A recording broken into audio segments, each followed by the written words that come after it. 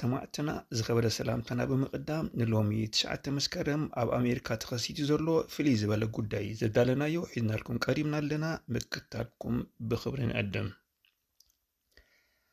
ኣሜሪካ ኣብ ትሕቲ መሪሕነት ዶናልድ ትራምፕ ሒዛቶ እትኸይድ ዘላ ኣካይዳ ንዓለምና ጥራይ ዘይኮነስ ንርእሳና ኣሜሪካ እውን ሓደገኛ እናኾነ ይመጽእ ከም ዘለዎ ዘመላኽት ፍጻሜ ትማሊ ኣብ ሰሜናዊ ምስራቅ ኣሜሪካ ኣብ ከተማ ሚኒያፖሊስ ኣጋጢሙሎ።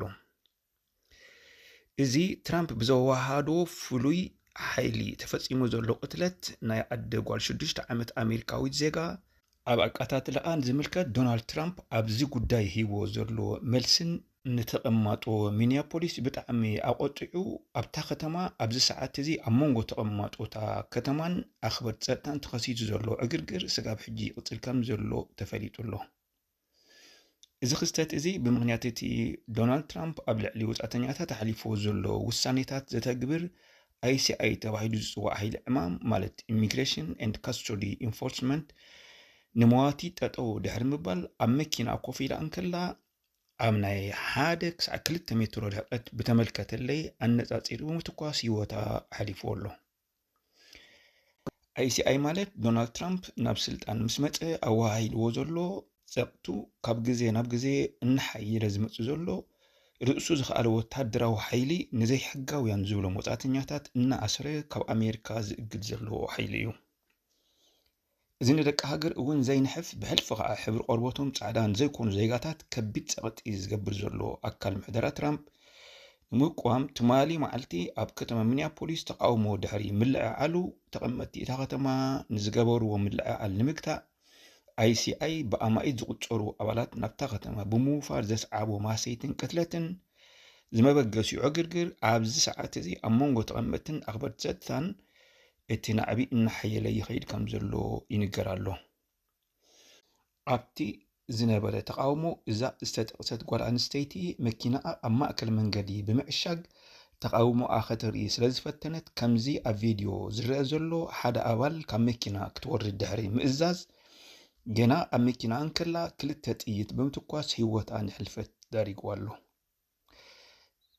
ሬኔ ኒኮል ጉድ ኣሜሪካዊ ዜጋ ኮይና ኣደ ቆልዓ 6 ዓመት እያ። ብዛዕባ ኣማውታኣ ብሰበስልጣን መንግስቲ ዝወሃብ ዘሎ ምክንያት ከዓኒ ከተሃድም ስለ ዝፈተነት ዝብል ኮይኑ ዶናልድ ትራምፕ ቪድዮ ከም ዝተቀድሐ ኣብ ግምት ከየእተወ ትማሊ መዓልቲ ብትዊተር ዝሃቦ መግለፂ ካብኡ ዝገደደ ኮይኑ ክትሃድም ጥራይ ዘይኮነስ ብሓደጋ መኪና ኣብ ልዕሊ ኣባላት ፀጥታ ሓይሊ ጉድኣት ከተወርድ ስለ ዝፈተነት ነብሶም ንምክልኻል ዝወሰዶ ስጉምቲ ኢሉ ኣብ ጎኒ ቀተልቲ ከም ዘሎ ብትዊተር ገሊጹ እኳ እንተሎ ከምዚ ቪድዮ ተቐዲሑ ተዘርጊሑ ዘሎ ግን እዚ ምክንያት እዚ ካብ ሓቂ ዝረሓቐ እዩ። እዚ ውፅኢት ምምሕዳር ትራምፕ ኣተኣታትይዎ ዘሎ ኣሰራርሓ ኮይኑ ነዚ ናይ ዘይምሕር ወታደራዊ ቁመና ብዝመስል መልክዕ ወዲዎ ዘሎ ፍሉይ ሓይሊ ዘንቀሳቅሶ ዘሎ ባጀት ውጥናት እውን እዚ ዝስዕብ ይኸውን። ቀዳማይ ICI ዝጥቀመሎም ተወሰኽቲ ቤት ማእሰርቲ ዝውዕል $45 ቢልዮን ኣሜሪካ፣ ካልኣይ ሓደስቲ ኣባላት መሰልጠኒ ዝውዕል ተወሳኺ $30 ቢልዮን ኣሜሪካ ኮይኑ በዚ $75 ቢልዮን ኣሜሪካ ዝውደብ ሓይሊ እዚ ኣብ መዓልቲ ስጋብ 3,000 ሰባት ክኣስር ትእዛዝ ተዋሂብሎ። ከም ንቡር ንሰልፈኛታት ንምብታን ከም ኣንባዒ ጋዝ ይኹን ዝትኮስ ጎማ ጥይት ኮይኑ እዚ ሓይሊ ግን ብውሳኔ ትራምፕ ስጋብ ዱራኣት መካይን ብረትን ድሮናትን ተዓጢቖም ዘለውን ተነጊሩሎ። መርኣያ ናይዚ ኣካይዳ እዚ ከዓ ስጋብ ዝሰዓት እዚ 68,000 ሰባት ኣብ ትሕቲ ቀይዲ ICI ከልዉ ከለዉ ካብዚኣቶም 32 ሰባት ኣብ ትሕቲ ቀይዲ ከለዉ ሂወቶም ሓሊፉሎ። ካብዞም ዝተጠቕሱ 68,000 እሱራት እቶም 75 ሚእታዊት ዝኾነ ይኹን ሕሉፍ ወንጀል ከም ዘይብሎም ኣብቲ ወፂኡ ዘሎ ፀብፃባት ተሓቢሩሎ። ብተወሳኺ ኣብ 2025 14 ዝተተኮሰሎም ግን ሂወቶም ዘይሓለፉ ማለት ዘይሞቱ ከም ዘለውን ተመዝጊቡሎ። ብኻልእ ወገን ክርአን ከሎ ትራምፕ ትማሊ መዓልቲ ኣሜሪካ ካብ 66 ዓለም ለኻውያን ውድባት ኣንሳሒባትሉ ዘላ ውሳኔ ኣጽዲቑሎ። ካብዘን 66 ዓለም ለኻውያን ውድባት እዚኣተን እተን 31 ትሕቲ ሕቡራት መንግስታት ዝመሓደራ ኮይነን እተን 35 ከዓ ገበርቲ ሰናይ ማሕበራት እየን። እዚ ስጉምቲ እዚ ኣብ ልዕሊ እቲ ቅድሚ ሕጂ ወሲድዎ ዝነበረ እገዳታት ይኹን ማዕቀባት ኮይኑ ከም ምክልኻል ብከላ ኣየር ካልእ ስምማዓትን ዘጠቓላሊ ኮይኑ ብድሕሪ ሕጂ ዝኾነ ይኹን ሓገዝ ወይ ምወላ ጠጠው ዘብል ኮይኑ እዚ ሓድሽ ውሳኔ እዚ ዝያዳ ኣዴታትን ቆልዑን ግዳያት ከም ዝገብር ይንገር ኣሎ።